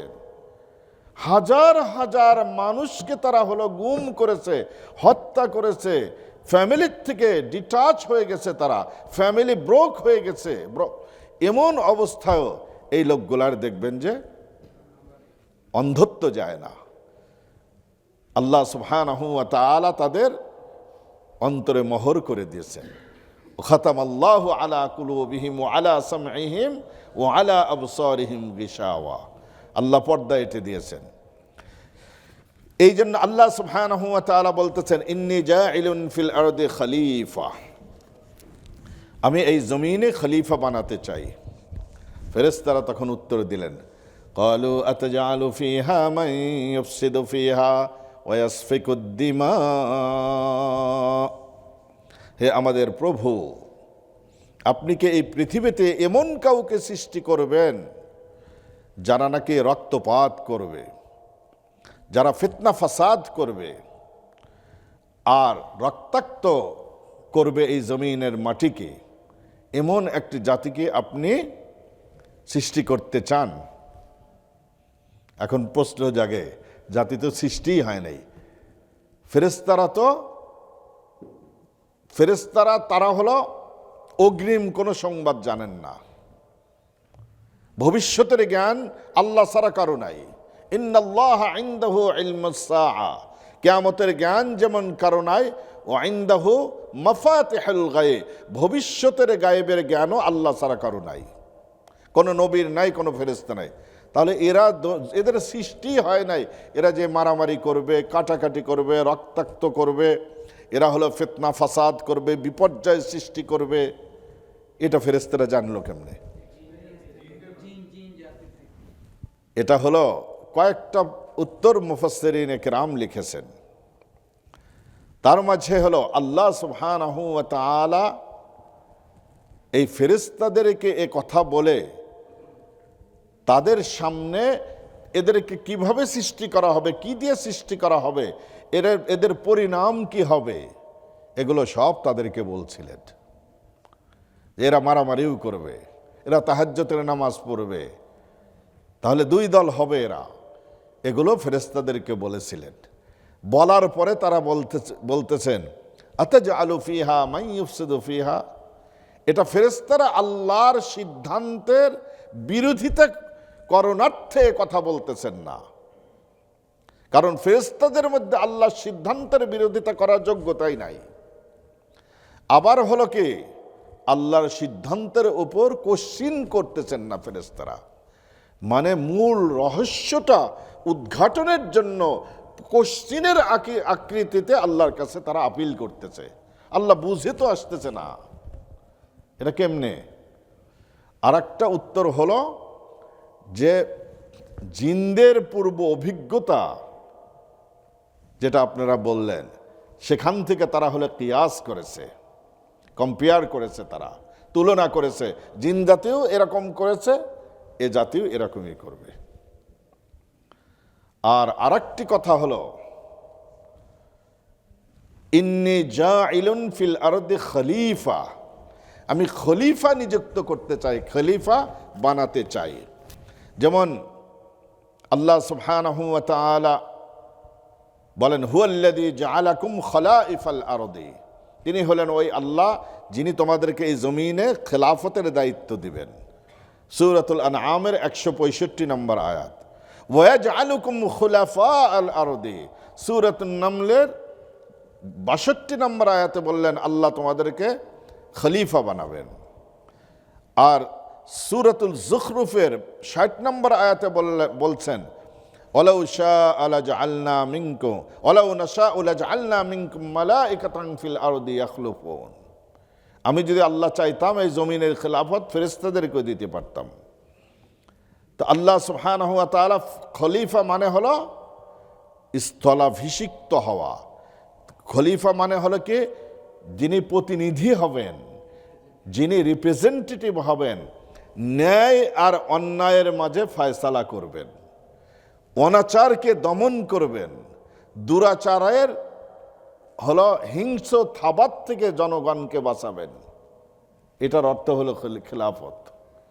তাহলে ন্যায় ইনসাফের মধ্যে পার্থক্যকারী হবে তারা। তাহলে এই ওয়ার্ডের মধ্যেই তো আছে যে এক দল হলো বেইনসাফি কারবার করবে, আর খলিফা হলো তাদের মধ্যে বিচার করে ইনসাফ প্রতিষ্ঠা করবে। অনাচারীদেরকে দমন করবেন তিনি। অনাচারীদেরকে দমন করতে হলে তো একদল অনাচারী হওয়া লাগবে। এই ওয়ার্ডই বলতেছে যে তারা যে মারামারি করবে, আল্লাহর হুকুমের বরখেলাপ করবে, আল্লাহ সুবহানাহু ওয়া তাআলা ফেরেশতারা এই ওয়ার্ড থেকে তারা বুঝে নিচ্ছে যে তারা মানুষরা কি করবে এই জমিনে এসে। এরপরে ফেরেশতারা বলতেছেন ওয়া নাহনু নুসাব্বিহু বিহামদিকা ওয়া নুকদ্দিসু লাক, হে মহান রব্বুল আলামিন, আমরাই তো আপনার প্রশংসায় গুণ কীর্তনে তসবিহ পাঠ করার জন্য যথেষ্ট।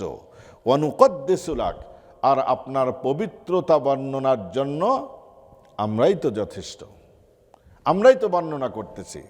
আপনি যদি বলেন আরো বেশি করে করার, ইবাদতের জন্য যদি সৃষ্টি করতে চান, তাহলে তো সেই ইবাদতগুলো তো আমরাও করতেছি। যে রুকুতে যারা আছে কিয়ামত পর্যন্ত রুকুর থেকে উঠবে না, যে সিজদায় নত হয়ে আছেন কিয়ামত পর্যন্ত সিজদার থেকে উঠবেন না। তাহলে তো আমরাই তো ইবাদতের জন্য যদি এই খলিফা বানাতে চান, তাহলে ইবাদত তো আমরাও করতেছি। ফেরেশতারা এই কথা বললেন। আল্লাহ সুবহানাহু ওয়া তাআলা শুধু মানুষকে দুই ধরনের উত্তর দেওয়া যায়। একটা হলো কে হাকিমানা আন্দাজ, জাজের টোনে। দেখেন জাজ সাহেবরা অত সাহিত্যের ফুল জুড়ে তারা দেখায় না, জাজদের আলাদা ওয়ার্ড আছে, এটা হলো আইনের ওয়ার্ড। জাজরা সেই আইনের ওয়ার্ডকে ব্যবহার করে। জাজরা নির্দেশ দেয়, তুমি এই অপরাধ করেছো, তোমার অপরাধ উপযুক্ত সাক্ষীর মাধ্যমে প্রমাণিত হয়েছে, যার ফলে তোমাকে মৃত্যুদণ্ড দেওয়া হলো, তোমাকে সশ্রম কারাদণ্ড দেওয়া হলো, তোমাকে 10 বৎসরের জেল দেওয়া হলো, তোমাকে এত টাকা জরিমানা করা হলো। এটা কি জাজ সাহেবরা কি সেই সাহিত্যের বিরাট বিরাট গদ লিখবে যে আপনি অমুক অপরাধ করিয়াছেন, এই অপরাধ না করিলেই আপনার জন্য ভালো ছিল, সুতরাং আপনাকে অপারগ হয়ে আমরা এই সিদ্ধান্ত নিতে বাধ্য হলাম, এগুলো লিখবে? তারা জাজরা কমান্ডিং স্টাইলে হলো উত্তর দেন। আল্লাহ সুবহানাহু ওয়া তাআলা এই ফেরেশতাদের ধারণাকে প্রথম হলো কমান্ডিং স্টাইলে জবাব দিয়েছেন, আবার হলো আরেক ধরনের উত্তর থাকে, সেটাকে বলা হয় বিজ্ঞজনচিতভাবে উত্তর দেওয়া। সেটা হলো কি অন্য কিছু কম্পেয়ার করা, বাস্তবতা তুলে ধরে তাকে জবাব দেওয়া। তো প্রথম এই আয়াতে আল্লাহ ক্বালা ইন্নী আ'লামু মা লা তা'লামুন, এটা জাজের মতো উত্তর দিয়েছেন আল্লাহ, যে আমি যা জানি তোরা তা জানোস না। এই ফেরেশতারা, তোদের এই ধারণা যা, আমি যা জানি তোদের তা জানা নাই। এটা কমান্ডিং স্টাইলে আল্লাহ জবাব দিলেন। আমি যা জানি তোমরা তা জানো না। এটা তোমরা তো শুধু অপরাধীদের দিকে দেখেছো, অন্যদিকে দেখো নাই। হাজার হাজার আম্বিয়া হবে এদের মধ্যে, হাজার হাজার হাফেজে কোরআন হবে এদের মধ্যে, হাজার হাজার আলেমে দিন হবে, হাজার হাজার মানুষ হাজি হবে, হাজার হাজার মানুষ হলো তাহাজ্জুদ গুজার হবে, হাজার হাজার মানুষ শহীদ হবে। তোমরা ফেরেশতারা একজন শহীদ হয়েছ? তোমরা ফেরেশতারা একজন যুদ্ধের ময়দানে গেছ? শুধু আমি বদরের ময়দানে পাঠিয়েছিলাম। এটা তো বদরের ময়দানে এখনো আসে নাই, মানুষ সৃষ্টির আগে কথা হচ্ছে, তাই না? মানুষই তো নাই। তাকে বদরের ময়দানে গিয়ে তারা শহীদ হবে, উহুদের ময়দানে রসুল দাঁত ভেঙে দিবে। কোনো একটা আমল এগুলো ফেরেশতাদের মাধ্যমে আছে? এগুলো ফেরেশতাদের তারা হলো স্ত্রীর হক আদায় করবে, শুধু স্ত্রীর হক আদায় করবে না, বরং হলো স্ত্রীর রেডিও কানের কাছে বাজবে, ধৈর্য ধারণ করে তারা শুনেও না শোনার ভান করবে। আবার হলো কি জামাইরাও কিন্তু রেডিও বাজায়, অনেক জামাইও আছে, শুধু স্ত্রীরা বাজায় না। সুবহানাল্লাহ। এগুলো ধৈর্য ধারণ করবে, এদের প্রজনন হবে। একটা মা 10 মাস পর্যন্ত একটা শিশুকে কষ্টের উপরে কষ্ট, ক্লেশের উপরে ক্লেশ, যাতনার উপরে যাতনা সহ্য করে পেটে ক্যারি করবে, বহন করবে। একজন ফেরেশতা কি প্রেগনেন্ট হয়েছে? প্রেগনেন্সির এই কষ্ট একজন ফেরেশতা ভোগ করেছে? ভোগ করে নাই। এটার দ্বারাই মহিলা সওয়াব পায় নাই? মহিলারা যে বুকের দুধ পান করাচ্ছে, রাতে উঠে ডাইপার চেঞ্জ করে দিচ্ছে, মহিলাদের প্রত্যেকটা আমলে তার আমল নামায় হলো সাদাকার সওয়াব আল্লাহ পাক লিখতেছেন। বাপ সারাদিন হলো সেই কনস্ট্রাকশনের মাইনাস টেম্পারেচারের ভিতরে হলো কনস্ট্রাকশনের ওয়ার্ক করতেছে, কষ্ট কি না? ঘুম নাই, খাওয়া নাই, বেচারা শুধু কাজ আর কাজ। এই বাপের এই প্রত্যেকটা আমলের দ্বারা সন্তানের জন্য, বিবি বাল বাচ্চার জন্য, মা বাবার জন্য সে এই কষ্ট সহ্য করে কামাই করতেছে। প্রত্যেকটা সেকেন্ডে সেকেন্ডে তার আমল নামায় সদকায়ে জারিয়ার সওয়াব আল্লাহ লিখতেছেন, ফেরেশতারা লিখতেছেন। তাহলে ফেরেশতাদের মাঝে এই এই এই আমল করার যোগ্যতাগুলো আছে? এই আমল করার যোগ্যতাগুলো নাই। ফেরেশতারা সারাদিন সেই 19 ঘন্টা রোজা রেখে ইফতার করে 1 ঘন্টা পরে হলো তাহাজ্জুদের নামাজ, 2 ঘন্টা পরে তাহাজ্জুদের তারাবির নামাজ, তারাবির পরে 2 ঘন্টা পরে আবার তাহাজ্জুদের নামাজ। বেচারা 7টার সময় হলো কাজ। একজন ফেরেশতা সারাদিন কাজ করে এসে সারা রাত এই ইবাদতে দ্বারা আছে নাই। এই জন্য আল্লাহ পাক বলতেছেন, তোমরা তো ফেরেশতারা শুধু নেগেটিভ দিকটা দেখেছো, পজিটিভ দিক দেখো নাই। ইন্নী আ'লামু মা লা তা'লামুন, আমি আল্লাহ যা জানি তোমরা তা জানো না। যে এই শুধু এরা মারামারি কাটাকাটি করবে তাই নয়, এদের মধ্যে ধরনের আল্লাহওয়ালাও সৃষ্টি হবে। ওয়াল্লামা আদামাল আসমাআ কুল্লাহা, এই আয়াত থেকে আল্লাহ সুবহানাহু ওয়া তাআলা বিজ্ঞজনচিতভাবে জবাব দিচ্ছেন। এইটার আগের জবাবটা দিলেন হলো কমান্ডিং স্টাইলে, জাজের মতো করে। এইবার বিজ্ঞজনচিতভাবে জবাব দিলেন আল্লাহ সুবহানাহু ওয়া তাআলা, ওয়াল্লামাল আদামাল আসমাআ কুল্লাহা, এই জমিনে যত সৃষ্টি আছে এই সব সৃষ্টির নাম, এর ফলের নাম কি, উপকারিতা কি, অপকারিতা কি, এই সব জ্ঞান আল্লাহ সুবহানাহু ওয়া তাআলা আদমকে শিক্ষা দিলেন। এরপরে সুম্মা আরাদাহুম আলাল মালাইকা, এইবার আল্লাহ ফেরেশতাদের সামনে পেশ করলেন। ফাকাল আম্বিউনি বিআসমাই হাউলাই ইন কুনতুম সাদিকিন, তোমরা যদি এই জমিনের খেলাফতের দাবিতে যদি সত্যবাদী হয়ে থাকো তাহলে এই জিনিসগুলার নাম, উপকারিতা অপকারিতা সহ বলো। এই গাছের নাম কি, এর ফলের নাম কি, এর উপকারিতা কি, এর অপকারিতা কি, এই মাছের নাম কি, এই প্রাণীর নাম কি, এই পাখির নাম কি, আল্লাহ জিজ্ঞেস করলেন। জিজ্ঞেস করার পরে এখন তো ফেরেশতারা এগুলো জানেন না, তখন তারা বললেন ক্বালু সুবহানাক, হে আল্লাহ সকল প্রকারের অপারগতা দুর্বলতার থেকে আপনি মহিমান্বিত এবং পবিত্র। লা ইলমা লানা ইল্লা মা আল্লামতানা, আমাদের তো জ্ঞান শুধু অতটুকুই যতটুকু আপনি আমাদেরকে শিখাইছেন, এগুলো তো আমরা কিছুই জানি না। ইন্নাকা আনতাল আল্লামুল হাকিম, ইন্নাকা আনতাল আলিমুল হাকিম, আপনি তো মহাজ্ঞানী এবং হিকমতের অধিকারী। এইবার আল্লাহ সুবহানাহু ওয়া তাআলা আদম আলাইহিস সালামকে বললেন, ক্বালা ইয়া আদম আম্বিহুম বিআসমাইহিম, হে আদম এগুলোর নাম সব বলে দাও। ফালাম্মা আম্বাআহুম বিআসমাইহিম, আদম আলাইহিস সালাতু ওয়াস সালাম এক দিক থেকে শুরু করলেন, আম গাছ, লেচু গাছ, কাঁঠাল গাছ, কলা গাছ, এই গাছ সেই গাছ, এই আমের ফলের নাম এইটা, উপকারিতা এইটা, অপকারিতা ওইটা, এই মাছের নাম হলো এইটা, উপকারিতা এইটা, অপকারিতা এইটা, এই পাখির নাম হলো এইটা, এর গোশত খাইতে এইরকম লাগে, উপকার এইটা, অপকারিতা এইটা, এতটুকু ভাইটামিন আছে, ভাইটামিন সি আছে, এতটুকু ভাইটামিন ডি আছে, এতটুকু এই আছে সেই আছে, কোলেস্টেরল কতটুকু, সব বলে দিলেন আদম আলাইহিস সালাম।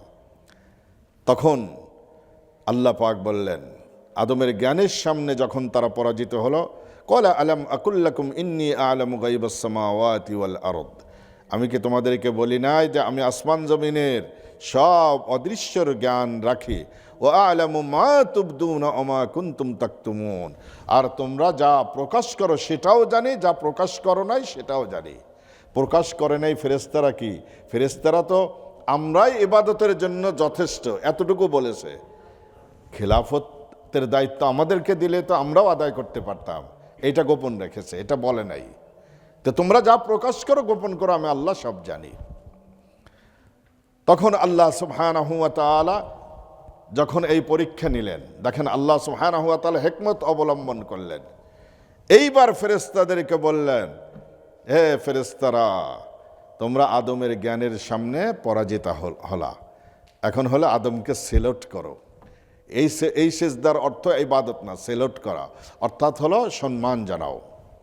আল্লাহ সুবহানাহু ওয়া তাআলা বললেন, ওয়াইদ কুল্লা লিল মালাইকাতি ইসজুদু লিআদম, এখন তোমরা আদমকে সেজদা করো, সম্মান করো। আদমের জ্ঞানের কাছে তোমরা পরাজিত হয়েছো। আদম আলাইহিস সালাতু ওয়াস সালাম কিভাবে সৃষ্টি হলো এই আয়াতে কিন্তু সেটা আল্লাহ বর্ণনা করেন নাই।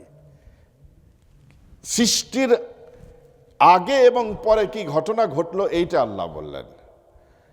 সৃষ্টি কিভাবে হলো ইনশাআল্লাহ আগামী সপ্তাহে। কারণ হলো কি, রাত অনেক হয়ে গেছে, আবার সকালে প্রোগ্রাম আছে, তারপরে ক্ষুধাও তো লাগছে। আমিও লাঞ্চ করি নাই, আপনাদের ক্ষুধার চা নিজেরটা বেশি চিন্তা করতেছি। তো ইনশাআল্লাহ আগামী ঘটনা কিন্তু আরও ইন্টারেস্টিং।